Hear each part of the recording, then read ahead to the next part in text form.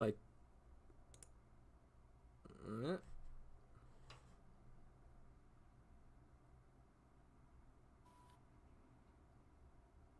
oh shit. Okay. Okay, so Are I we live? should be. Well, hold on. Let me mess around with things. Hopefully, it sounds good. Yes. I can't tell what I sound like, so hopefully it sounds okay. Yeah. Sweaty music nerds talking. Alright. Let me backspace that and save. Okay. Sounds okay on my end. Let me backspace that. Yeah, cool. Save. I don't know if you need me to turn my monitor up or anything, but Okay. Sounds okay on my end. All right, yeah, cool. everything's on loop there. All right.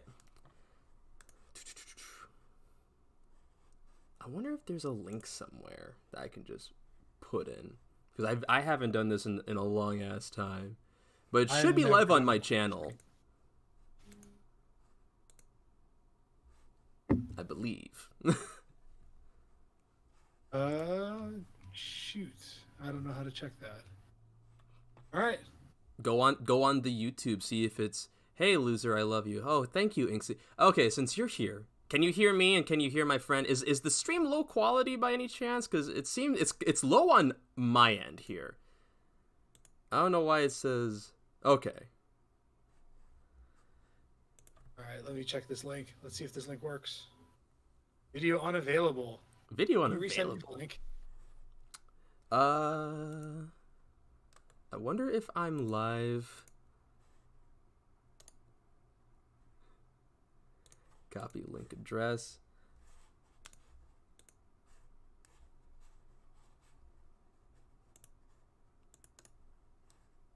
Oh, whoops, that's not the person I want to talk to. See if that works. Where'd you send it? There we go. Yeah, nice. It's all good. Okay, thank you, person. Oh yeah, no, there we are. Yay. Okay. Are we okay, so as long as we sound clear and stuff, and I'll post this on Twitter real quick. I guess Hey. I will too. Look at that. Hey, dinguses. Me and at Ron of Rosenthal are live on YouTube talking about stupid shit like music and music and music. Or I don't know what the hell do I put? Cardiacs and dungeon synth. I'll just put that. I'll just put that in. Yeah. Yes, cardiacs and dungeons. Cardiacs and dungeon synths only. Okay, I posted that That's it. tweet. Yeah, no. For the people who might be watching this in the future, or we're just talking about shit because I'm in the mood, and I talked to this about this dingus. Introduce yourself, by the way. I'm John Rosenthal. I'm a person. He's my favorite person. I am. Oh well, thank you. Well, you're one of my favorite people. I meet many favorite people. Okay. You're on the top echelon. You're one of like Wow. the 3 music journalists that I like, I think. Oh geez. Okay, wow. John Rosenthal, what's your resume? You do Invisible Oranges, you do Call of the Night. Used to. That has recently not become a thing anymore. What? Yeah, no, it's whatever. You know, I really liked writing for that website, and it's still happening. It's just I am not tuned into the right part of the underground that I think that website really excels in covering. Huh? What? Well, this is the first time I'm hearing about this. I didn't really make a big deal about it. Oh, okay. Well, shit. I was gonna say, like, well, as long as everything is still up there, right? Because hey, plug John Yeah. John did an interview with me, Yeah, no, it was a great interview. Yeah, it's still there. Still, that's really, really cute interview. Whatever happened with Marcel? You know, that's a good question. Because he was, are you familiar with him, John? Marcel. He's like this. I don't know if I. Like many years ago, he was like this like teenager that was like, only ever known by like a few people on like internet forums and such. That was like, yeah, he was just like a fucking teenager music nerd, and he would like write up about this and that, but like, I haven't really heard that much from him or anything from like anyone in such a long ass time. Like, cause like that, like internet music nerd shit is like so passed behind me that like I'm like out of the loop when it comes to shit. But yeah, no, he was just like some kid that wrote about some stuff. I think he did like a couple of things for Tiny Mixtapes. I don't even know if Tiny Mixtapes is a thing anymore. Okay. But yeah, no, Tiny Mixtapes is still around. They're still around. That's how you know I'm out of the loop when it comes to shit. And TNT, like, they were gone for a little while, but they came back. Okay. I was gonna say, it's like, goddamn, I haven't seen that website mentioned in like such a long ass time. Like, it used to be like part of the greater blog zeitgeist or whatever, but that was like 2013 and before. Yeah, no, it really was. And like no, seriously, like around like the mid 2010s, I would see it like constantly mentioned like all the fucking time, links and whatnot being posted, and it's like it just disappeared one day. Yeah, I used to know a few of the columnists there, and I guess it just kind of fell apart. Damn. It's back. It's back. Actually, Tiny Mixtapes is back. And they're still doing like really in-depth reviews and stuff, and they're very funny on Twitter. Oh, that's wonderful. I don't follow them on Twitter. I'll take your advice on that. Oh my God. Yeah, no, it's very like very sarcastic, very music intensive knowledge kind of stuff. Nice. Heck yeah. The only like music journal like site that I like actually like the big one that I follow is like The Quietus, and that's kind of it. Yeah. I don't I'm like out of the loop with like everything else. Like I'll have everyone else complain and bitch about, you know, like the recent Pitchfork rating about this and that. But like Quietus is the only one that I like actually follow, and it's just like, you know, it's good shit. It's good shit. Yeah. No, The Quietus is great. They did a wonderful piece on Bark Psychosis a few years ago. Ooh. A few years ago, like 8 years ago. Yeah. It was really good. They got interviews, and they really told the whole story. Oh, fuck, I love Bark Psychosis. They did a great write-up recently about For Carnation, which was Brian McMahon. Yeah, like For Carnation, of course, the post-rock band that Brian McMahon formed after Slint. And it was like just like a really like lovely like piece about like, oh hey, by the way, Slint didn't just die; they like evolved into something else, and it's really cool because I like Far Carnation rules. That's like some weird kind of slowcore stuff. Yeah, I really like the spoken word part. Oh yeah, absolutely, it's really, fucking great. Really nicely done. Also, they have like I haven't listened to them in forever. I know, me too. I like them. I haven't listened to like the For Carnation in such a long time. It's weird because like anytime I talk about like that type of like specific like 90s post-rock shit online, I don't really get that much like reactions on like Twitter and stuff. I feel like people just don't like vibe with it. Like I can talk about like neo folk and black metal instantly and I'll get like interactions, but like when I start fucking mentioning like Disco Inferno, and like they're not an obscure fucking band, they're really well known in like that specific circle, I get like hey, does no one want to like nerd out with me about this? It's weird. Like if it was 10 years ago and before, like you would get a lot of that because like I was getting really into slowcore in like high school, so we're talking like 15 years ago. Mm-hmm. And like yeah, there was a lot more like people recommending that kind of music. And it's not so much anymore. I feel like there's a big age gap because of that. Just it kind of fell to the wayside, and then people just didn't really know about it. They didn't find any resources like old forums to find this kind of shit. So it's just kind of lost to history in kind of a way where it's like this small sect of nerds being like, fuck yes about it. Yeah, it's Like whatever happened to all those lovely nerds? They just disappeared, and it sucks. Not on Twitter. They're not on Twitter. They're somewhere else. Is maybe they're on TikTok? Is there like a big like TikTok scene for like 90s post rock? Do people do the the pram challenge or the moonshake challenge on TikTok? I'm picturing people planking to Donamon. There's a funny fucking video that I saw many moons ago of some guy dancing to the entirety of a Godspeed You Black Emperor song for a TikTok challenge. That's great. It's like, hell yeah. Oh fuck. I'm picturing a Harlem Shake like kind of drop, where like as soon as all the instruments start dancing, but they keep dancing and they can't stop. Yeah. When the crescendo hits its fucking climax, everyone goes buck wild. Yeah. Oh man. Oh, that's great. I love that specific era of like I like to, like I guess I call it like Simon Reynolds core. Like every band that was labeled as post rock by Simon Reynolds, and like all those bands are like, this is a fucking crappy ass label. Those are the coolest fucking bands. Like I love those bands.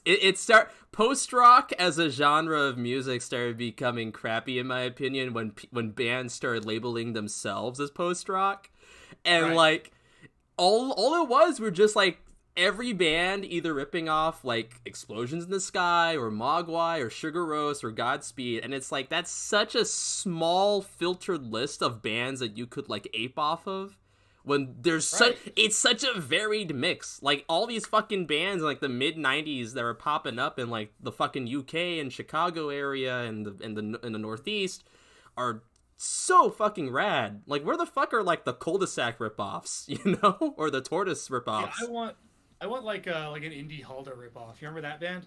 I love Yindi. Oh yeah, Yindi Halda. Yeah, I remember Yindi Halda. With the joyous singing and like that I want that more. I want more of that, like the soundtrack kind of stuff, without devolving into Explosions core or whatever. It's like really picturesque music. I love that. Do you remember the band Matcha? MACHA? I don't know if I remember that. Oh fuck, they're one of those bands that like I wish they get reissued a bunch. I want more bands ripping off them. I want more like Disco Inferno clones. I want more Matcha, they're from Georgia. They released a couple albums in the 90s, self-titled and See It Another Way. I highly recommend See It Another Way. But really really wonderful, like I want to say like lush psychedelic experimental rock band. Yeah, really tight shit. Hello, hi. I love matcha. Fuck yeah, thank you, bless. The two matcha fans in the world are in this stream right now. Oh yeah, there was another kind of post rock band that I was thinking of. They were a thrill jockey band in like 2000. I don't know if you remember Town and Country. Oh fuck. Like all unplugged and jazzy. Oh fuck. Oh man, the only like Chicago bands that I'm thinking of for like post rock is like Gaster del Sol. Yeah. And Him. Remember Him? Him. Him like a church hymn? No, like HIM. Him. No, the only hymn I know is Vila Valo. Yeah. Yeah, there's that band too. No, Town and Country I'm not familiar with. I'm actually not familiar with them. Oh man, okay. So they have an album called It All Has to Do With It, and it is just gorgeous. Like really, it's like loopy, folky, a lot of jazzy bass going on. And I say that like actual jazz. Like it's really, really nice. I'll send you a link. Oh, nice. Hell yeah. I'll definitely have to check that out. Originally the stream was going to be like me like bookmarking albums to listen to as I talk about a bunch of random ass shit. Also, I have like two crates of records that I haven't talked about yet. So the room, you don't see like too much of it, but it's like really messy right now because like we're renovating the entire home here for like Cardboard Floor. So I have like a bunch of random ass like records everywhere. Like Okay. The first record I just pulled out is Coops to Nika. Shouts out. One of the best the one of the best Memphis rap records of all time. But like I have like a bunch of random, like I just have a crate of like random ass records just sitting by my side right now. Also, like my collection is like super fucking huge. Sorry, random side tangent. Yeah, I would take my computer into my office, but I would have to unplug from everything. But I have records enveloping a room right there, and there's also Kallaxes from IKEA there, and then there's also a rattan shelf thing on the other side of this wall right here that has records. Oh yeah, I have a lot of records. Yeah, no, same here. I'm like legit running out of space. I have the little cabinet, the little black cabinet right there that has some records. The cabinet underneath the TV that has some records. I have records here. I have cassette tapes here, and I have cassette tapes there. Like I'm at a point. I'm at a point now where it's like I really can't like collect that much like physical media now because it's like I just don't have room. I don't have room. That's why I have like if you see there, I have like a stack of like milk crates kind of like stacked upon. I'm just using that to like move around shit at this point. Okay. Yeah. So yeah. No, I'm running out of space. We need to figure out if we're staying in this apartment for another year, because if we are, I'm going to mount all my tape racks on the wall. Yeah. And then I'll have more space again. Because right now, like, I just have a bunch of Napa tape racks on the floor. Yeah, no, I have like just too many random ass. I gotta do a fucking IKEA run of like just give me shelves to build and racks to fucking make, because I just have a bunch of fucking random ass like I think some of these are like this is sealed. I haven't even fucking opened this. I got this fucking Dungeon Deep Records, Old Wayne's nice dungeon synth project, and like I don't even know what the fuck this is. I'm at a point now where it's just like like what is this? What is this? Yeah. Demo? Oh, this is a 90s dungeon synth compilation from a band called Dark Forest. Dark Forest. Okay. And it's like that's where I'm at now. I don't even know half the shit that I even fucking have. Yeah. I have informed delivery where you can see like all the packages that are coming to your house. I label every single one of them, so I'm like fully prepared. I have everything organized. So like I remember everything. I remember everything I fucking get. Hell yeah. The only thing that I'm waiting for right now, I think, is the Stormkeep record, which, hey, big shouts out to Target for letting me pre-order the Stormkeep record. Wow, so that your pre-order actually went through. They canceled mine. They canceled yours? Oh, yeah. You know what it might be? So Target does this like really weird thing, and someone on Twitter mentioned this to me, is that they email you, hey, by the way, action required, you need to agree on this like potential delay that we have for the record. And I've gotten like 3 of those in my emails so far, where it's like, hey, approve this delay, approve this delay, approve this delay. If you don't approve the delay, then they straight up cancel your order. So luckily, someone shouts out to whoever that was, because I've gotten like 3 of those, and I do not want to get that fucking ordered. I worked at Target. I hated it. Yeah, I feel sorry for you, man. I know a couple of friends who have also worked at Target. Not a fun job. Ugh. Yeah, no, my worst job was working at Legoland. I used to work at Legoland. It was a bizarre place. Legoland. Like, it was awesome working with Lego like all day, every day, and like teaching people how to build stuff out of Lego. Like, awesome. But like, children would punch me in terrible places. And, like, oh fuck.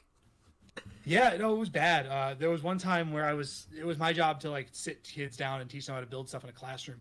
And there was this one time where like this kid was having a hard time, so I knelt down in front of his desk, like, do you need help? And he just right in the nose.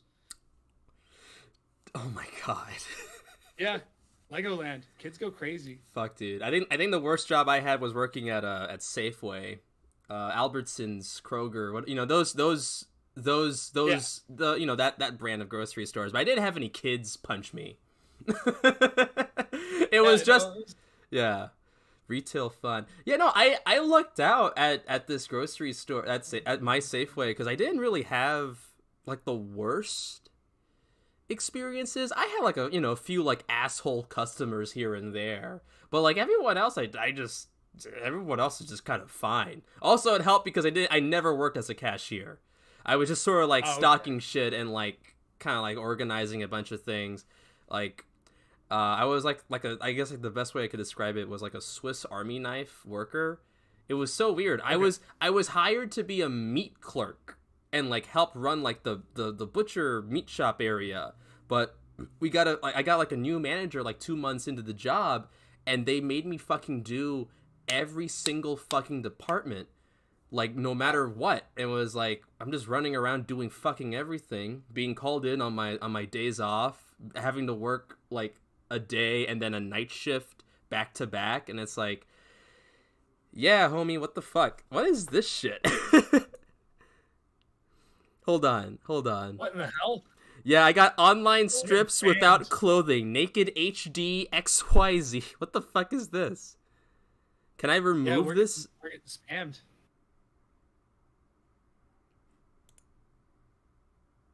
Okay, that's so weird. Okay, I've never seen that before. I didn't know you could do.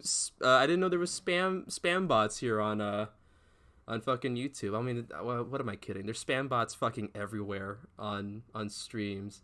Remember, I don't know how often you went on Twitch, but like there was a time in like on like Twitch.tv where it was like there was a bot that was like sexy girls play games, and it was like a random ass link to for people to be catfished by like by random ass scammers and shit. Just to lure you in with the addition of hot sexy gamer girls. Oh god. Yeah. I almost got with a bad link a few days ago. A friend on Discord had clicked a wrong link, and it just auto messaged everyone in his friends list. Mm-hmm. And I was like, oh, free Nitro. I guess I could go for that. This is a trustworthy person. And I looked at the link. I was like, no. Yeah, fuck that. I used to get the Facebook spam messages of like buy free sunglasses from here and there, but I've seen like less and less of that over as the years have gone by. Mm-hmm. Yeah. Actually, I saw one of those fairly recently, and I was like, whoa, really? Lane. Oh shit, throwback. They're coming back in style. Yeah. Yo, speaking of sunglasses, you like to go back in style. Yeah. Speaking of Facebook, I barely go on Facebook nowadays, but I'll still get like random ass like ads by like friend request from like just like the most random ass dungeon synth people, and some of them have like the corniest fucking names, like oh, here we go. like fucking like what, like dungeon orc. Or like just like these weird ass like hidden pseudonyms or some shit. I don't know. You probably get more of them. You're probably more active on there. Like I've made myself pretty inaccessible on Facebook, so I don't get as many of those anymore. But there was a period of time where it was like Venom Mayhem Burzum. Or there's the famous post Black Shoegaze profile. I don't know if you've seen that one. I have not seen that one before, no. That's one that Ryan Lord likes to make fun of a lot. Oh, Jesus Christ. The fun, like, I love the ones where it's just like the goofy ass, like, black metal band, like, names, and then you click on their link, and it's like the most sussiest, sketchiest motherfucker in the world. Like, that's so common. Like, on the bio, it's like, neo-pagan, neo-Viking, neo-trad lifestyle. Or some random ass shit. Yeah, man. Like when like obvious like fucking like Nazi motherfuckers who have to like circumvent around, who have to defend their like way of life by saying like, "Oh no, I'm not sketchy. I just like Europe a lot." And also I identify as a Viking. Like, fuck off. See, until you identified as the Viking, you could have just been Douglas P. Oh, God. I like Europe a lot. Oh, God, Dougie. Fucking Dougie. Man, I mentioned... I mentioned this before, but like I meet so many like industrial and neo-folk fans who like in real life who like have to like pull me aside and say like, "Hey, by the way, I still like Death in June. Like he's really good." And it's like it's so ever present. This fucking gay Strasserous Nosball motherfucker is such a ever present part of my fucking life over the past like 3 to 5 years. It's probably longer for you. Yeah, no, I mean, I first got into that project in high school, and when I was a misinformed youth, I would play Death in June songs at open mic nights at college. Oh no. Yeah, no, it was like I didn't really get it. I had no fucking idea, and yeah, no, it was Now I feel a little bit of shame about it. Like I just interviewed Agalok, right? Yeah. And like they're one of their biggest influences is just the World Serpent label in general. So there was a lot of talking about that, and I was kind of like, am I gonna get in trouble talking about this? But then I realized like, man, who the fuck cares? Yeah. I don't. No, I'm sorry. Go on. No, I don't. I hate fucking worrying so much. My dog does too. Hell yeah. No, that's me at this point. Like I got into Death in June kind of like shortly after high school, and I liked it, and I fucked with it really hard because most of the fucking songs are like just really nice like gay queer anthems about right. and as a queer person that was going through some shit, I was like, damn, this shit rules. It's like gay romance at the end of the world, this apocalyptic feeling, apocalyptic folk music, whatever. And then him digging deep into it and him being this like shitty ass right wing motherfucker, like, oh, the far right fasci imagery and iconography wasn't just a gimmick. It was just like, oh, yeah. this dude's a serious piece of shit. But now I'm at a point where it's like, man, who cares? Fuck it. I don't like. I still feel very strongly about like this stuff, and I feel like he could have like done the same thing without using the totem cup. Yeah. And stuff like that. And I understand that it's become like an icon at this point of like him, the totem cup with the 6. But I don't know. I feel very conflicted. Like at one point, it's like it's very obviously him just being edgy and stupid. On the other side, it's very harmful. So it's just like, fuck. Yeah. Like, it sucks. Like, it fucking sucks. And it's like, I know a friend of mine who's like, who said something along the lines of like, imagine if he didn't use any of this fucking imagery or wasn't such a piece of shit. Like, he would have been like legitimately influential, and we probably like be talking about him in better light. But like, hey, 40 years down the line, look at we now. We're talking about how much of a piece of shit this guy is. Like, it sucks. I mean, I'm not gonna lie and say that I didn't see Death in June 3 times, but like, he's still a piece of crap. Yeah, it is what it is. Like, fuck, it sucks. And oh shit, what else was I gonna say? I was gonna say something else as well. Also, he's like just the catalyst reason on why, I wouldn't say like the main reason, but definitely one of the catalyst reasons on why both neo-folk and like martial industrial music is littered with a lot of these far right motherfuckers, and it sucks. Like, yeah, no, I mean, like, there are some great neo-folk records that I found over the past few years where, like, you do a little digging and they might be a little mysterious, but suddenly you find a Facebook group and you find out that they're in, like, the European Operation Werewolf, and you go like, fuck it. Yeah, fuck. Really? Operation Werewolf. Oh, God. Fuck, that shit's in my fucking state, dude. Yeah, it is. That's some real shit. Yeah, it's like, I know, like maybe like a few people who have like seen them around out in the wild, because they'll be around like DC shows or like shows in Baltimore even, and they lived near the Lynchburg campus. I forgot what school is there, but what's up, old Dill Dog here? Oh, what's up, Dill Dog? Hi. Hey, what's up, homie? We're talking about Operation Werewolf. And We don't have to. we I don't don't have wanna to. get into We can relations with swerve out of this fucking conversation because it sucks. But yeah, Yeah. man. Yeah, fuck those guys. But there's Yeah. going back to World Serpent. It's actually there's like some like really like underrated shit that's there that isn't like Current 93 and Soul Invictus and Death in June. Like, of course, like that'll get like be mentioned and stuff, but then you kind of like dig deep. You ever listen to Neither World? No. Oh yeah, wonderful like singer-songwriter stuff by a musician from San Francisco. Her name is Wendy Van Dusen, and it's like, Okay. damn, I've never heard of this before, but like I've listened to a few of these songs and well, a few of her albums actually, the past few months, and it's like, damn, this is like really cool.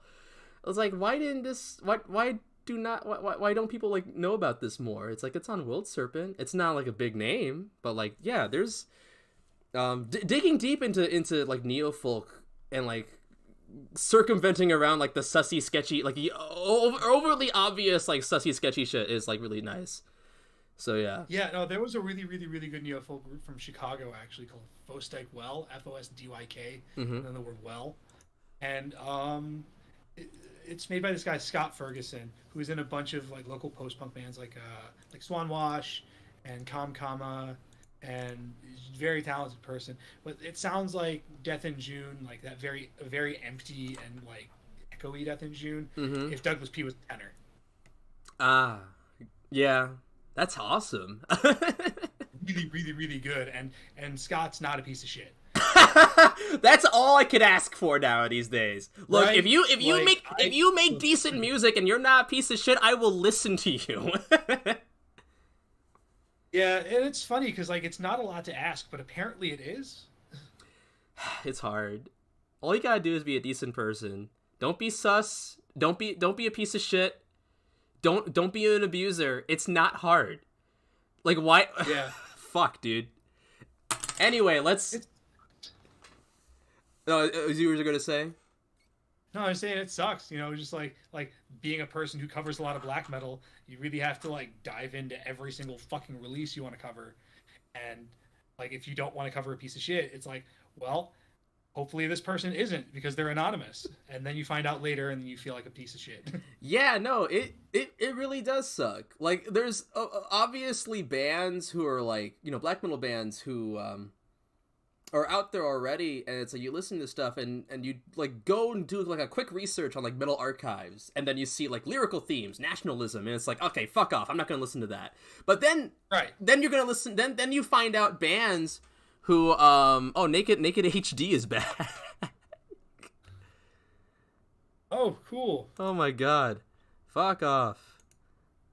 This is so weird. I've never seen this before. But then you end up Sorry, go ahead. you end up finding these bands who are like anonymous, you know, small time bands that just released something on Bandcamp, and you're trying to figure out like or not even on Bandcamp. Sometimes it's just straight to tape and it's only released through like some weird ass like big cartel that you've never heard of, and it's sold out. It's a sold out tape, and it's like, when the fuck did this go on sale? Like, and then you just end like it's like, well, are they good people? And then you got like this. Then you start like deciphering like some of their song titles, and it's like, well, they use the word triumph a lot in their titles. I wonder if that seems a bit sketchy. But it's like this fucking, and it sucks being someone that fucks with black metal and having to like basically like go through this minefield and go through these like mental checks of like, oh shit, are these people good people? Like like, why does this have to be the case with every fucking thing that I gotta fucking listen to? Yeah, and then there's also the whole thing, there's no ethical consumption under capitalism, so it's like, well, yeah, you know, we have a stronger and stricter set of morals now that people are starting to follow, and they want to consume with that kind of morality. Like, I get it. I do the same thing, you know? Yeah. Well, I didn't mean this to go political and talk about sketchy music. We can talk about whatever the hell we want to. I apologize. Oh yeah, no, it's fine. I think it's just natural for us because we've just kind of like both experienced it so many times. Within whether it be black metal or neo folk, we just happen to just go through this shit, and it's just ever present in whatever like extreme music scene that you go to. It's like assholes will always be always be there. It sucks. Yeah. Can't say much about it. On the bright side, we do have people in music who were bright and shining stars and wonderful people their entire lives, like Tim Smith. This is how we segue into Cardiac's talk. This is how we segue into Cardiacs. We're going to talk about the most joyous and happiest music. Oh man. Yeah, no, seriously, that was so... Yeah, no, I didn't know that you were a big Cardiac's fan. I think I found that like midway through when you interviewed me earlier this year. That like, oh yeah, I've also fucked with Cardiacs. It's like, fuck yeah, like this is awesome. Like, I have a... Oh, go ahead. No, go ahead. I don't want to interrupt you. I'll talk a lot. No. You've seen, I have a handful of Cardiacs records in my shelf to the right of me, and it's perfect music. Like, the entire discography is amazing. Yeah, they have like such a immaculate discography of music, and I've talked about this before in a past video of mine, released last year, right after Tim Smith died, where I just like 20 minutes of me like nerding out about how much I love Cardiacs. But yeah, they're just a very important band to me. They're one of the few bands out there that makes me feel happy no matter like what mood I'm in, because it's like it's just like jumpy, cartoony prog rock, and it's like how can you like not be happy about like listening to that? And I'm not a prog guy at all. I stay away from that shit.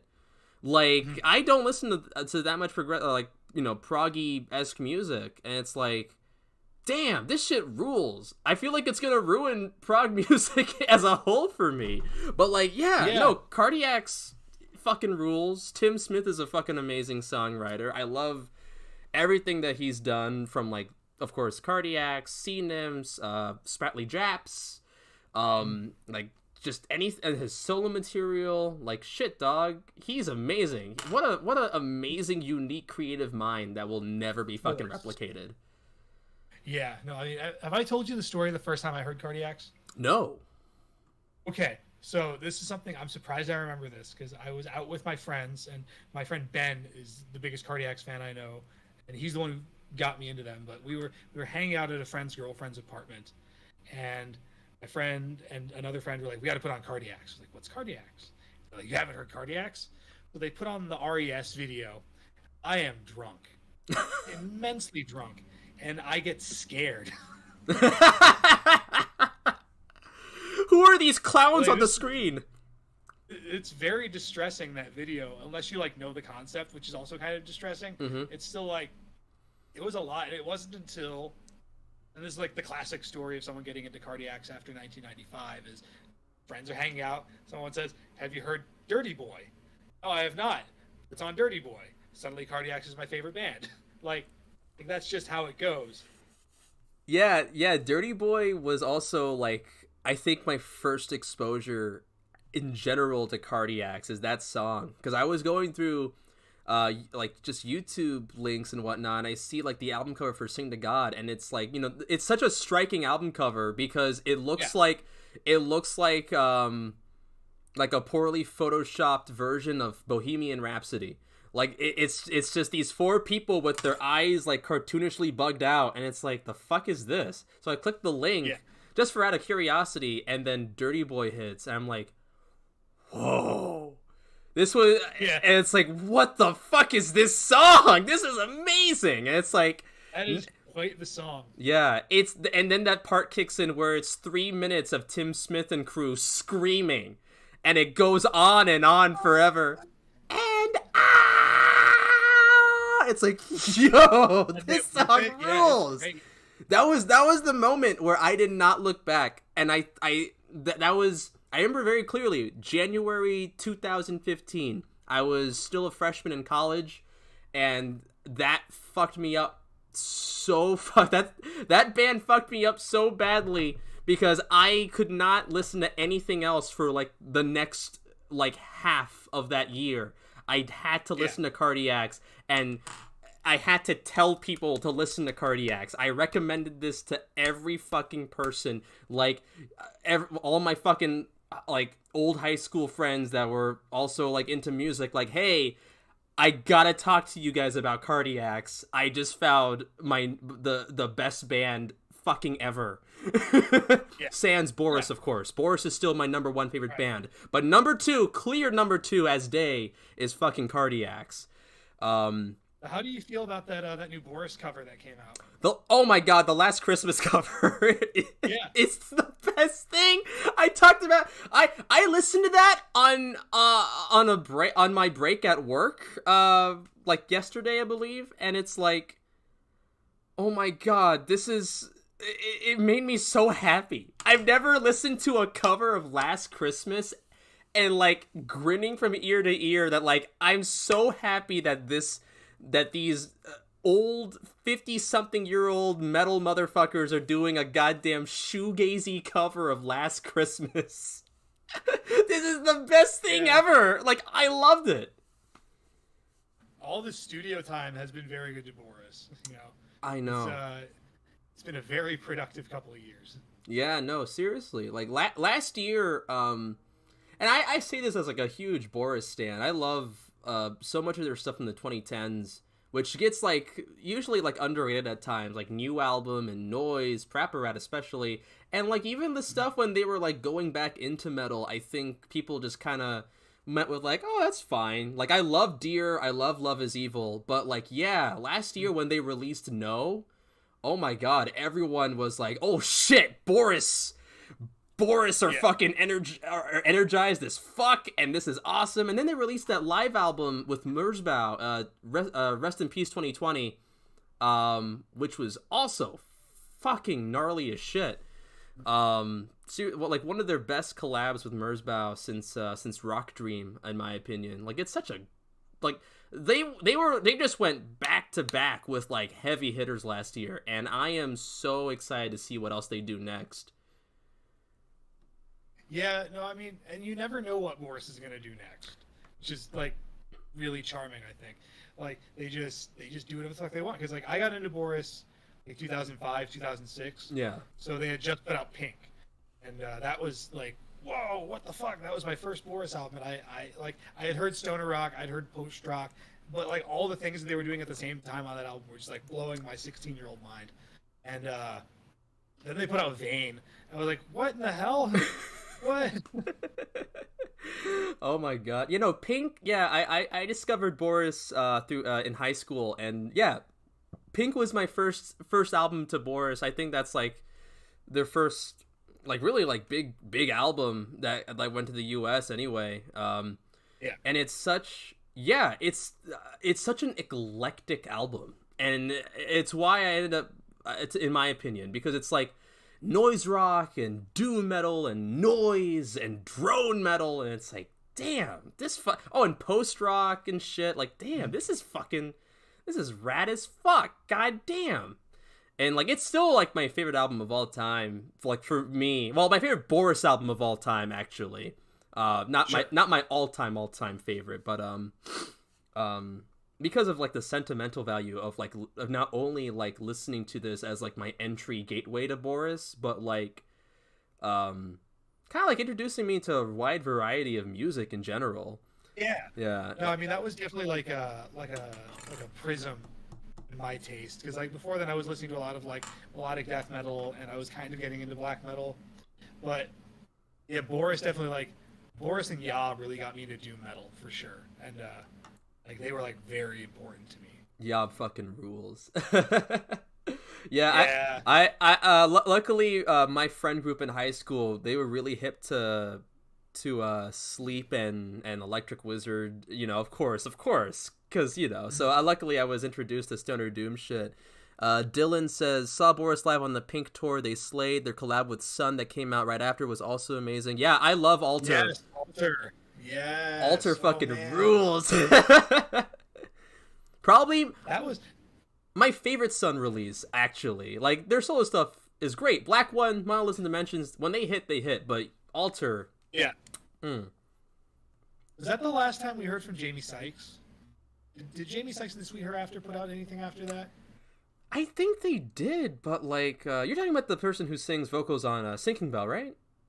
Yeah. Yeah, but yeah, I think they did, but I haven't really heard that much. It's like Sinking Bell is one of the most beautiful songs I've ever heard in my entire fucking life. And it's like, I haven't really heard that much other stuff from her, which is a shame. I should start doing more of that.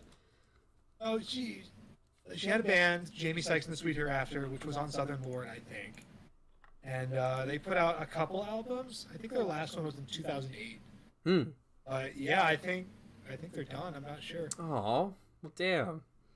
Yeah, that song fucking rules. Also, I saw Boris. The first time I saw Boris, I was a very sheltered person, so I didn't go to shows in high school, just house shows and stuff. But I saw Boris on it was the 10th anniversary tour of Pink, not their first tour, so 2016, and it's still, like, I would say my favorite show ever. Like, oh my god, it's such a fucking great show. they pulled a set. Yeah, like I've made sure to try and catch Boris anytime they come around, like, the Mid-Atlantic, no matter what. They're such a great fucking band. I fucking love seeing them live. The last time I saw Boris live, after they were done with my set, my good friend from high school was also there with me. This was back in 2019. The many moons ago, back in 2019. And I look at my friend and I'm like yelling at him because I'm so hyped up. It's like, this is how you do rock and roll in 2019. The loudest motherfucker in the venue, and some guy in like a Hawaiian shirt, like a Chad bro motherfucker, is like, yeah man, yeah, I fuck with that energy, and he just like hugs me. So shouts out to that guy. Nice. Yeah. Oh man, but yeah, Boris is such a treat live. The one show that I wish I got to see live, the one, like, my dream show, 1995. it was Cardiacs and Chumbawamba. Ooh, okay. Like that would be like the show that I would like probably like start a fucking pit over. Oh yeah. Because I love Cardiacs. Yeah, I love Cardiacs, and I'm an unironic, unabashed Chumbawamba fan because their 80s punk shit is rad. Their pop shit outside of tub thumping, I would say, is also really rad. Not really big on their acapella folk shit, but yeah, no, they're great. What's your dream show that you missed out on? A dream show that I missed out on. Whether it be because think about it. Yeah, whether it be because you weren't alive around that time, or unfortunately it was around the time, but you weren't into that band, or maybe you just missed because of real life obligations. I wouldn't have minded seeing Low collaborate with Godspeed You Black Emperor playing Do You Know How to Waltz. That's there's a recording of that online. So There you is. can experience it. There is. Like, seeing that show would have been incredible. Mm-hmm. Yeah, no, there is. I've heard the that recording, and it's like, god damn, this is fucking rad. Yeah, no, it's great. Yeah, I am so happy that I'm gonna go see Low live next year. Have you seen them before? I have not seen them before. Oh, you're in for a treat. They're my favorite band. I love that band. Oh, hell yeah. Oh man, yeah, no, like I would say, like, straight up, Hey What is my album of the year by far. Yeah. By far. Yeah. Like that, it's such a fucking amazing album. Also, Gaslit by Divide and Dissolve, I would say, is also in the top 5. So I'm really happy that they're opening for Low and they're touring with Low. Oh, yeah, that's right. So I am so stoked to see both of those bands live in one night. Yeah, sure. That'll be really good. Yeah. I don't know who's opening for them here. I don't. Generally, when they play Chicago, they do like a double set for some reason. So like I've seen them a few times do an evening with shows, which has always been fun. And I didn't see anyone on the tour roster for the Chicago show. So I don't know. It would be nice if they did another double set. Yeah. Dylan in the chat just said Low are ex-Mormons, which is probably why they make good music. Are they? They aren't ex. They're just very loose followers. They're loose Mormons. Yeah, no, there's a great documentary that came out called You May Need a Murderer. It was like 2007, around the time that Drums and Guns came out. Mm-hmm. And they talked about their religion, how that they appreciate the family aspect and stuff like that. I mean, maybe they've left the church since, but like Alan was pretty serious about it, like in some aspects. Okay. I've met many of ex-Mormons in the dungeon synth scene, which is really funny. Yeah. I don't know why it seems to gravitate a bunch, but yeah, Dylan, of course, in the chat, I've met Malfet and more Serta, and like all three of them are my homies. They just all happen to be apostatized, like ex-Mormons. Like, damn, that's the key to making good dungeon synth, everyone. If you are an ex-Mormon, you're gonna make amazing fucking dungeon synth music. I should get my mom to make dungeon synth. She's apostate as well. Oh, jeez. Loose Mormons are ex-Mormons, says Dylan. What? Oh, that works. Loose Mormons are ex-Mormons. All right, works for me. Oh man. Yeah. I haven't. But Oh, I'm sorry. As you were saying. Oh no, go ahead. Okay, because I haven't. Speaking of dungeon synth, I haven't really listened to that much dungeon synth this year. Oddly enough, like I've like completely blanked out. I feel like I've been overwhelmed over the years when it comes to that type of shit. Like of just like ingesting every like fucking ambient album that I could find, and now it's like I'll listen to my friends and maybe like a few releases here and there, but like that's it. I'm okay. Yeah, no, I mean I check out my friends' stuff for sure. Like Alkalith is very good, and I check out Veil Strauss whenever you release stuff. But like since Captain Carbon has started writing for Invisible Oranges, and he covers 10 dungeon synth albums a month, I listen to 10 dungeon synth albums a month just through him. Captain, and it's always very fun. I love that man. He was one of the first dudes to really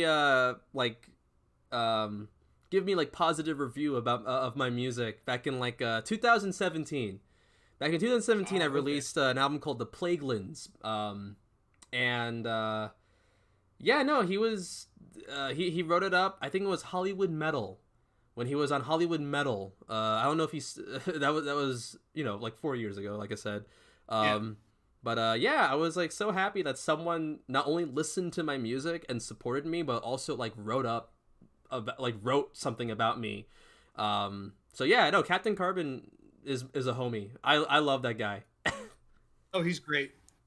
He's really great. And it's funny, a few years ago, he had posted on Reddit, that I follow him on Reddit, that one of his New Year's resolutions was to write for a bigger website like Invisible Oranges. So I wasn't editor at the time, so I hit up the editor-in-chief, like, we should hit this guy up. He's good. And he said, well, I don't want Invisible Oranges covering dungeon synth. Fine. So when I became boss with Ted, I share it with Ted. I don't want to make it seem like I'm the only editor. Yeah. We talked and we're like, you know what? Dungeon synth. Why not? So we hit up Captain Carbon. We're like, let's fucking do this. And he said, yes. So there's some exciting things in the works for the Naive Magic Compendium. So. Hell yeah. Yeah, I've met I feel like half the people, half of my mutuals on Twitter fucking hate dungeon synth. Yeah. I don't blame them. It's a goofy ass genre name, and there's some. It's pretty funny. It's a funny ass name. It's like how can you not I can't say that shit when people ask me like, hey, what type of music do you make? Oh yeah, I make dungeon synth. Like the fuck, like they're gonna ask a lot of questions. I just end up saying like I make ambient music. That's yeah, background video game soundtrack music, shit like that. Yeah, that's how I describe it to my parents when I started making that kind of stuff. It's like video game music. They said okay. I never told them what it was because I feel like they'd be like, that's awfully ghastly. Yeah, that's how I did this. That's how I had to describe it to my older brother. Once, like we were like chatting and like he saw that I just had my keyboard like all set up and ready for recording, And he was like, "Hey, what do you make, by the way?" It's like, "Oh, well, it's like, you know, like video game soundtrack music," which is always nice. I have a really nice story to tell, by the way, about that in terms of video game music. Back in, I want to say, I used to be in a funeral doom metal band, and we went to a music store. It's like Chuck Lev. It was something along the lines of that in over in Maryland, and the lead singer, the guy who basically started this project, he was a big Veilastraz fan at the time, and like found out, you know, like, oh hey, there's a guy that fucks for Dungeon Synth. That's really cool. And so, like, you know, we go to this music store, and I just start fucking around with keyboards, because that's what you do at music stores. You just start fucking around with keyboards and just make some, you know, music.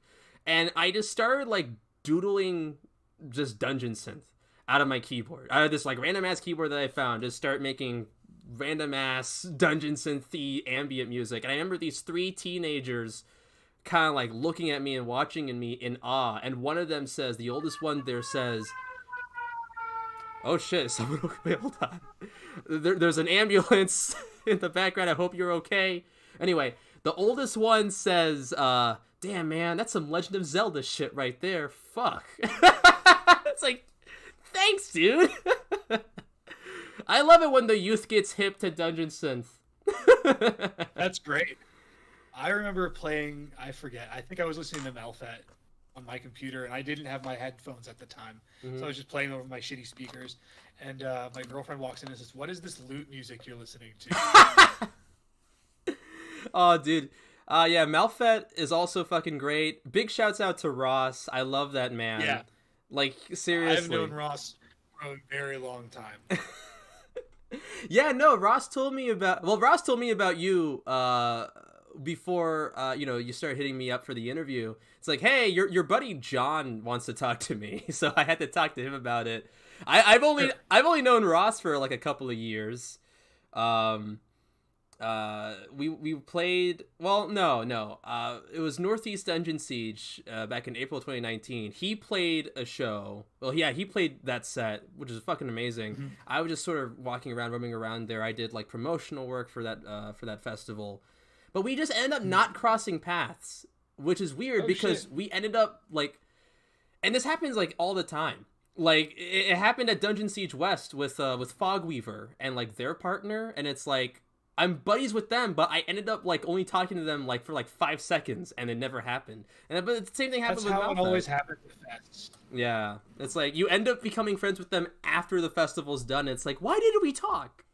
But I ended up becoming good friends with Ross and his partner Maya, over that time span of not seeing them up until we played a festival together later that year in November. But yeah, no, Ross is fucking amazing. I'm sure you have much more experiences with him, because apparently you found out about him when he was still doing like anonymous black metal shit or something. Yep.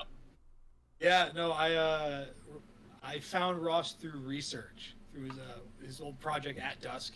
Mm-hmm. It had just gotten added to Metal Archives. I listened to the demo. I was like, this is great. And I was 21 at the time. And I found him because he added the band to Metal Archives himself. And his username was his stage name. And then he had his real name on his Metal Archives profile. Korihor or something like that? Was it that? Korihor. That's what it is. Demonic figure in Mormonism. Yeah. Oh, oh God. Yeah. That sounds about right. Yeah. So, yeah, it was me being creepy when I was younger. When I met up with Ross earlier this year, and Dylan can attest to this if he's still in the chat. I stayed at my friend's place when I was in California, and they came to visit, and he immediately finds a piano and starts playing Mormon hymns. We're trying to get dinner. We're trying to get dinner, and it's like a 30-minute Malfet concert, except it's just religious Mormon hymns for 30 minutes. It's like, dude, come on. Like, we gotta eat. Stop this That's shit. great though. That's fun. Yeah. I definitely did that when my old band played a show in Madison. There happened to be a guitar, and I was borrowing guitars for this show just because I didn't have an acoustic with me. So my friends, I was staying at Kin at her's house, Mm-hmm. and there was a guitar, so I started playing Bach because I was a classical guitarist at the time, and I just kept playing. Like, John, we have to go. I was like, no, I'm almost done. I swear. Oh, goddamn. Bed of Roaches in the chat says, "Oh, you're the how to make dungeon synth meme guy." Oh God, I haven't thought about that video in forever. John, many moons ago, Okay. 2016, 15 was I think it was 16. I made a joking troll video called "How to Make Dungeon Synth for Friends, Family, and Friends."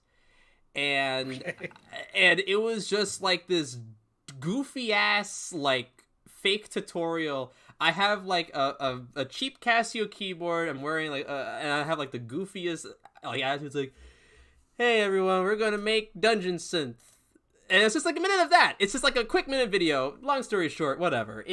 I just made the video out of just quick jest and just to make fun of the genre. Right.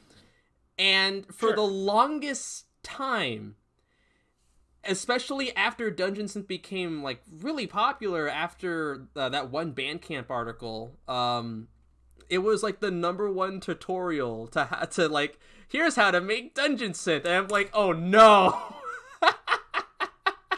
That's great. Oh fuck, I didn't mean it to be the big like #1 tutorial video on like how to actually make Dungeon Synth, and I pissed people off apparently, and I found this out like later. No. Yeah, so I mean, first off, I didn't even know that there was like a fucking underground Dungeon Synth scene on Facebook.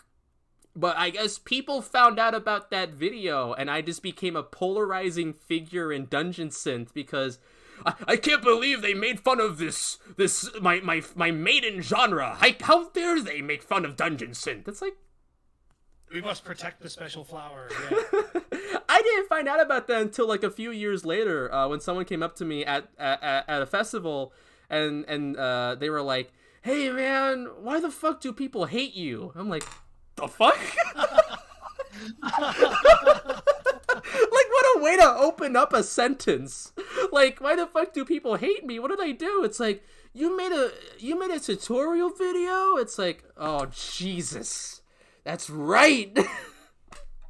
I have to say, that's probably the most direct way that someone could say something like that, because it could have been like, I don't care what anyone else says. I think you're great. Thank you. No, I mean, they dug the video. They loved it. They were just talking about drama that I wasn't even aware of, that I wasn't even a part of. Yeah. I just happened to piss off some fucking black metal heads, but No, that's hilarious. for a short period of time. I've done my fair share of pissing off people too, so I'm a polarizing figure at times. Yeah. When I was younger and more reckless, I liked to make artists angry if I didn't like their music so much. Yeah, that's me. As much of an opinionated person that I am when it comes to, the artists that I don't like, at the end of the day, it's like, hey, cool, you're making art. Some people dig it. I don't. But you know what? That's cool. You make shit. Hell yeah. Yeah. Just don't be a piece of shit. I'm Yeah. just gonna circle right back. Exactly. Going back to what we said, like, hey, that's cool that you make music. Just don't be a Nazi. Don't be an abuser. Just don't be a piece of shit. Please don't be a piece of shit. It. That's like, it's really easy. You say this. So, yeah, no, I do, and yeah. You say this, but like every music scene that we end up like coming across, it just ends up being like, oh, hey, by the way, this guy just got outed as a fucking abuser, and this guy got oh man, can we talk about the fucking, I don't know if you want to. I don't know if I really want to. Yeah, no, the whole the I Kristen think you were Hader, going. yeah, the Kristen Hader fucking Alexis Marshall situation. When I read that letter, That was some disturbing shit. yeah, fucking Christ. I do not want to look at that letter ever fucking again. I do not want to read that statement ever fucking again. No, that shit had, like, was traumatizing enough. And goddamn, I want to fucking hug Kristen Hader. Like, it's like, she deserves the fucking world. fuck Alexis Marshall, fuck daughters. Like, Yeah. God. It's so fucked. And yeah, no, just to make it clear, fuck Alexis Marshall. It's unforgivable shit. Inhuman treatment. Yeah. Just fucking awful. And it just sucks. Yeah. It's just fucking terrible. Like, I can't imagine going through anything like that. It's just yeah, I know. I don't know how to expound upon that. I'm this cis white guy. I don't know what it's like to experience that kind of shit. Homie, I'm a trans queer person of color, and I haven't really experienced that much shit like that at all in my life. Yeah, no, I mean, and it's like I don't know how to react to any of this. It's just fucking Christ. Like, god damn. Anyway, I don't want to keep on that discussion. I just want to bring that up for a hot second because it fucking sucks. Yeah, no, I don't know how to expound upon what I could say about it other than it's just horrible. And power to Kristen Hayter for being brave enough to bring that stuff forward. Yeah, tonight we're all lingua ignota stans. Fuck yeah. Hell yeah. Oh yeah. So. It's like I like how like it's just been like a roller coaster of a stream where it's like we end up talking about like all the good shit and all the funny shit, but of course there's the bad shit. Yeah, it's this ever looming shadow, and no matter what happens, once you get involved in this shit, it's like, fuck. Hey, it's not hard to be a piece of shit, but unfortunately, people just don't get that memo.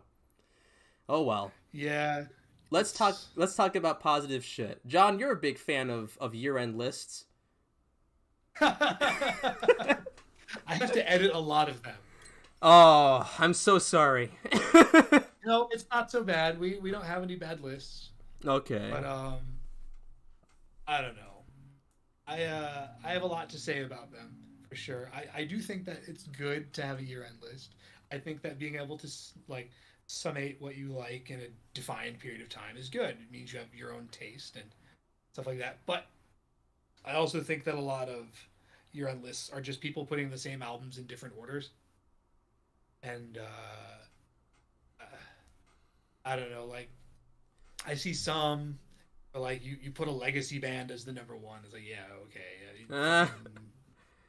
Don't want to name drop any websites, but yeah. No, I don't want to start any shit. I really don't. Yeah, no, of course. It's like I understand. Like, it's weird because I'll also end up like just doing a personal list of mine. It's like, hey, here are my favorite albums of the year, and it's like sometimes it's hard not to like put one of those like heavily hyped, heavily loved albums on a fucking list, and then it's like, well, am I gonna get called out for like copy and pasting like a major publication? Like I just said like 30 minutes ago or so, like Hey What by Low is like my album of the year, and that album's gonna pop up.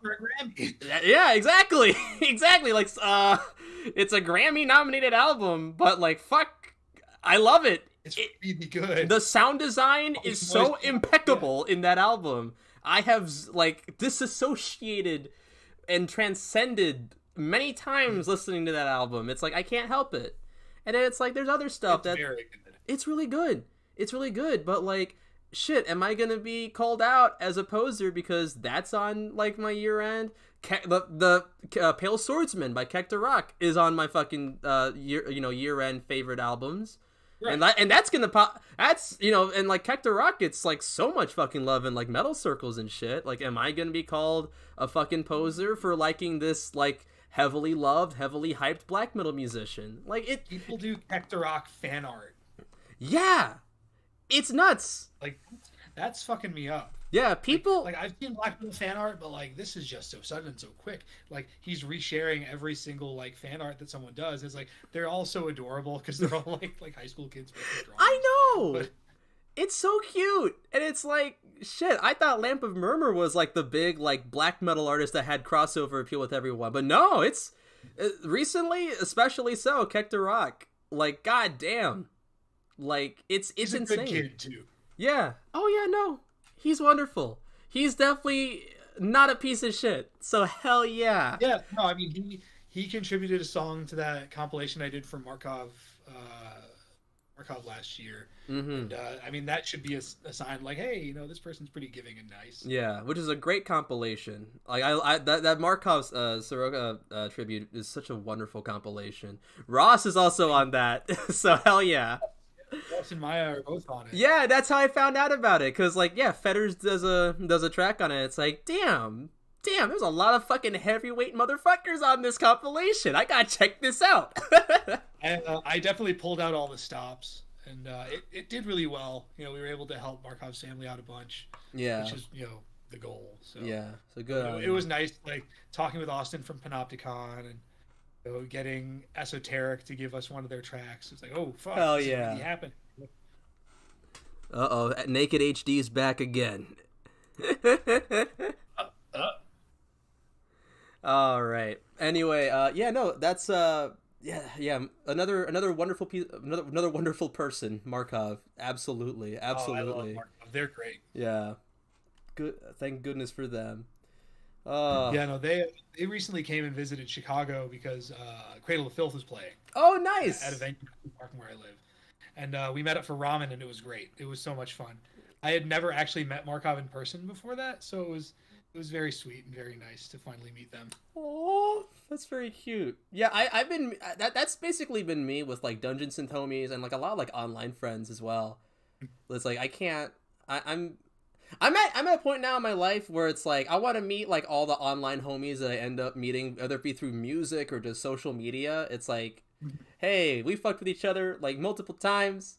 Let's get dinner together. That's really cute. That's the way to go. Yeah. It was good ramen too. Hell yeah.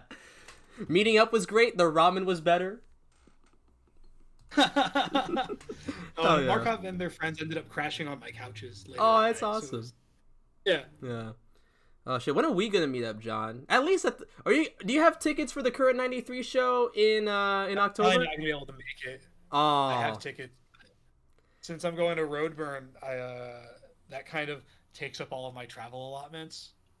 It's difficult traveling because my dog has some issues, and so it's tough. Yeah, and, I don't want to leave my partner alone with him all the time. So that's understandable. Well, dang.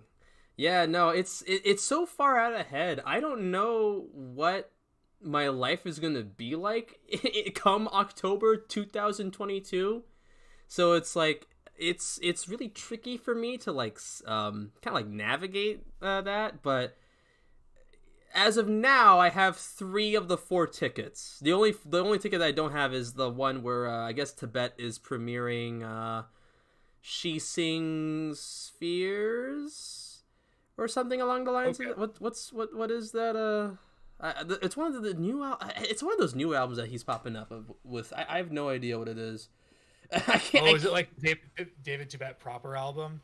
It's proper Current 93 album. Oh, okay. So it's like, I wonder what the heck this is going to be. So like that's kind of like my dilemma. So should I get this ticket or not for this or not? It's like, what if the album sucks? I only got the Halloween ticket, but you can't make it.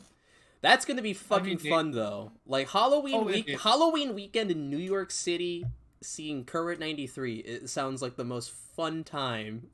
Right, like I would go dressed up. It would be amazing. But, yeah. It's if my grandma was still living out that way, I think I'd be able to pull it off. But she just moved to Chicago. Oh, so. Okay. I was gonna say, shit, I should dress up as Dougie, but I don't know if they still have beef. That would be interesting. Yeah, earlier this fucking when I was like shopping at Spirit Halloween and I saw a mask that like kind of resembles Douglas's mask, and it's like, should I buy a camo jacket and dress up as Dougie? Nah, let's not do that. I don't want to do that. Last year I dressed up as KG Heino. And so it's like I want to continue on. It's like what other fucking musician should I fucking randomly dress up as? But I just ended up just becoming a fucking sexy nun. No point in complicating myself. That works. Everyone loves sexy nuns, I think. I don't know. Here we go. Yeah. But yeah, no, those current 93 shows I'm really looking forward to. The Low show next year I'm looking forward to. I don't know. Are you still going? Are you going to shows now, or are you still like backing off because of the pandemic happening? I'm still backing off, yeah, because like my buddies in Blood Incantation were in town, and we ended up meeting up for lunch instead of going to the show just because it was sold out. Yeah. Like 400 people. Like I'm still not super into that so much. Yeah. Even though like I'm boosted, get vaccinated, fuck you.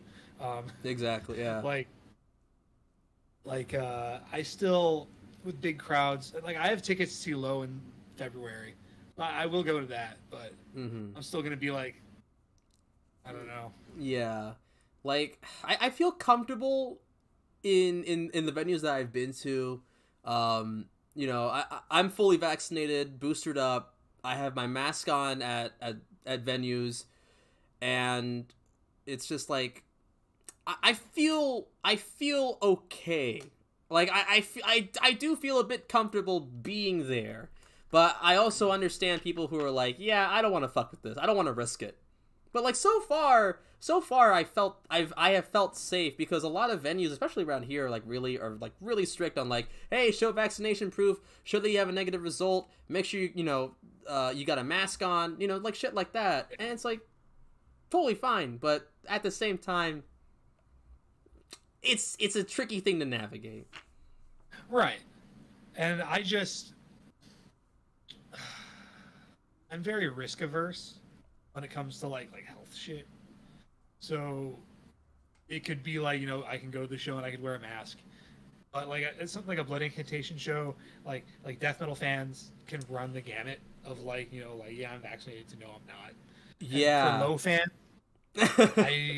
it could be different. So we'll find out. Yeah. So not only are you dealing with like metalhead dinguses who probably aren't vaccinated, you're gonna be covered in their fucking sweat after a fucking Blood Incantation show.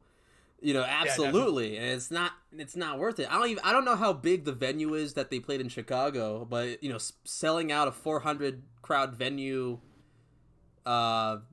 max and being around all those people, yeah, like I'd feel claustrophobic as fuck, first off. And it's been a while since I've been around that many people. Yeah. Yeah, for real. I saw gotta get used to it since I'm going to Europe though. I'm gonna be in a plane full of people. Ooh. Friends of mine actually went to Ascension Festival in Iceland. Yeah. And it's like they were getting tested like every 2 days or so. Because they're very very, very, very, of course, strict. Of course, you have to be strict when it comes to shit like this. But, yeah, getting constantly tested every single time and, making sure that everyone's safe. It's, perfect. That's understandable. So, yeah. Especially going over to fucking Europe. And, goddamn. I'm not ready to go to do international shit. I'm not. I'll stay here in America at the very least when it comes to shows. I don't want to risk flying. We'll see if I end up there anyway. Yeah. With the way things are going in Europe, I love all my European family and friends. Yeah. I want to see you guys. Yeah. If things don't get better in the next few months, I probably won't be able to go. Yeah, and that's the thing. It's over this pandemic, utilizing social media and all that shit, I've met up, or I've not met up, but become friends with many just random random people across the pond, so to speak. And it's damn, I wish I could meet all of them. It's I want to go to the UK. I want to go to Germany, for a festival. Go to the Netherlands, right, for fucking Roadburn, I believe. And that's where it's at, right? Yeah. Silver, yeah. Yeah, and it's damn. That's the one thing that I'll kind of step, put the brakes on is international travel. I don't want to do any of that. Yeah. I have a bunch of friends who have gone around the world during this, and it's just I don't know how you can do that. Oh, fuck. Yeah, hey, good for them. If they feel comfortable doing it, then I'm not going to be judgmental about it. As long as all the risks involved in dealing with that shit, fine. Hey, cool. I don't want to do it. That's my personal preference. Like, I kind of want to just stay here for now, and that's it. I say this even though I was on a train to New York City back in October just to go see King Woman for like my first shows. When I don't want to even say post-pandemic because we're still in the pandemic, but you know what I mean, like post-pandemic shows, I guess. And I felt, I felt fine. I felt fine being surrounded by random ass people in St. Vitus. So yeah, what a great place. I love St. Vitus. Yeah, that's such a wonderful venue. But no, as you were gonna say before I rudely interrupted you. I forgot what I was gonna say. Oh shit! I'm sorry. Oh, okay. Is that a Turha shirt? It is. It is a Turha shirt. I love Turha. Yeah. Hey, if you want to talk about recent black metal bands over the past few years that make some fucking amazing shit, Turha fucking rules. I love their shit. Absolutely on my year-end list. Definitely made mine. Yeah, it's like whatever. Mm-hmm. Like, goddamn, like they're such a wonderful. It's like, what's the best way I can really describe them? It's like a lighter version of Paysage Diva, so. It's the influence is definitely fucking there, of course, and that's why I love. Like, I want more black metal bands to fucking rip off Paysage. I want more black metal bands to rip off anything that Tobias Mokel does.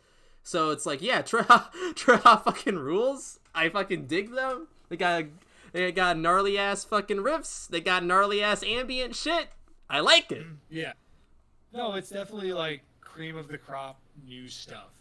Like it came out of nowhere, and I was kind of wary because I saw a lot of people talking about it. Like, well, this could just be flash in the pan. Yeah. But I listened to Eventlaneg or whatever it's called. Yeah. The full length. Wow, that's good. Yeah, no, like, it's nuts.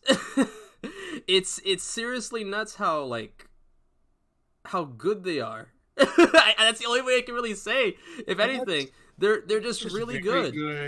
Very traditional atmospheric black metal. Yeah, and like you kind of want to be careful. Well. Yeah, you kind of want to be careful when you have like a trad, old school sounding black metal band like hyped up, because a lot of people just aren't big fans of just second wave worship, and which is understandable. I mean, but also at the same time, Lamp of Murmur is like arguably one of the biggest acts right now in like that specific circle of black metal.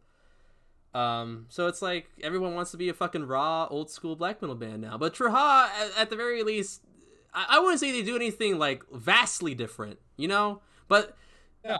They definitely separate themselves from the contemporaries of the past couple of years. Some songs have big like anime outro song vibes. I don't know if you get that. Like the song Gone Gaba or whatever, it's like do or whatever. Yeah. It's just like it has this big catchy melody and with like the poppy keyboards under it. It's like total anime music. It's great. Oh, I totally feel that. I totally feel that.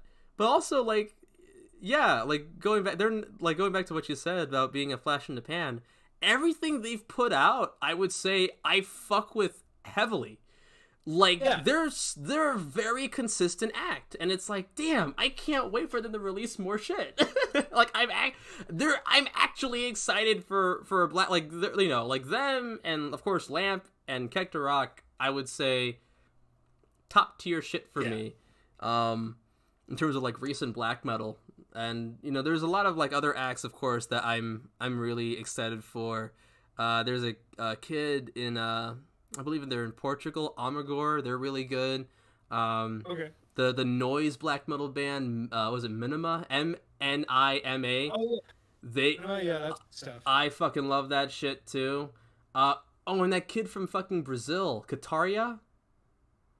Oh yeah. Okay. Yeah, I'm familiar with that. Yeah, I really fuck with that guy's shit too. It's really exciting to listen to black metal nowadays. It's like there's so much. There's a lot of creativity going on. Yeah, it's not like that weird like boom of like atmospheric black metal back in like the early 2010s. and shit Oh like yeah, that. everyone Where wanted to like Outcast and Woods of Desolation. Yeah. yeah, it was like everyone wanted to be Alcest, everyone wanted to be Woods of Desolation, and then everyone wanted to be Lester. It was those three bands. It was always those three bands, and it's like, you can do more. You could definitely do more. But yeah, no, nowadays it's just, yeah, it's fun. Every once in a while you'll get like, another fucking second wave worship band, and it's like the same cover. Good. It's probably good. They also have like the same album cover that like Lamp of Murmur does, where it's just black background, corpse paint, grainy photo. They're doing a pose. Oh, yeah. And it's like a really like intricate, like wonderful background around like the portrait of them, typical shit. But honestly, even the typical shit really excites me.